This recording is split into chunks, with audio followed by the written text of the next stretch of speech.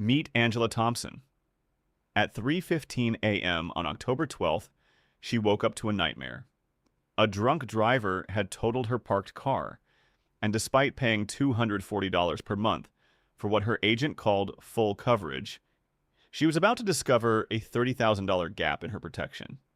The insurance company's response? That coverage wasn't included in your full coverage policy. Today, we're going to deconstruct exactly how the term full coverage became the insurance industry's most profitable deception, and how to identify the specific gaps they don't want you to notice. The problem starts with the term itself. Full coverage is not a technical term.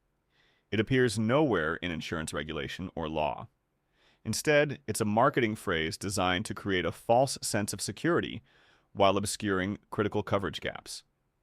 Let's examine Angela's actual policy structure. She had liability coverage, $100,000 per person, collision coverage, $15,000 deductible, comprehensive coverage, $1,000 deductible.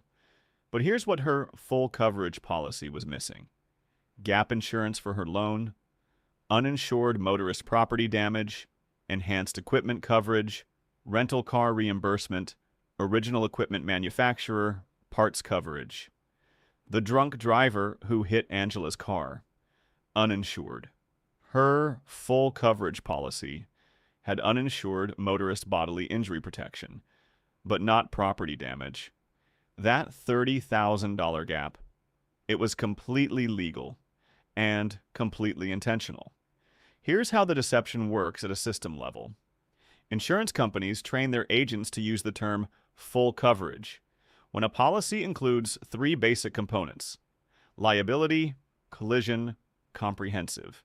But internal insurance company training documents reveal 27 distinct coverage types that can apply to a single vehicle. That means your full coverage is missing 89% of available protection options.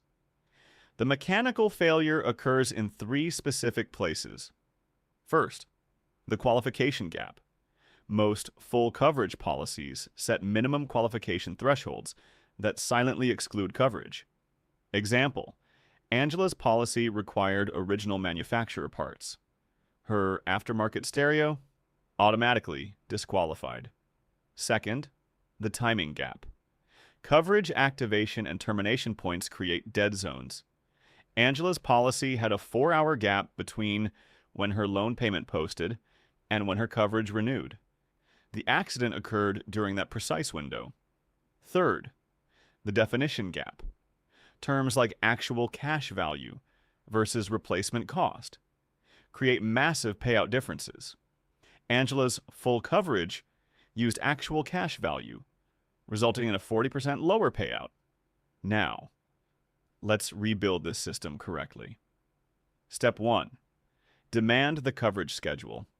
Every insurance company maintains a master list of all available coverage types. Most agents won't volunteer this, but you have a legal right to request it. Step 2. Gap analysis. Create a spreadsheet with 3 columns.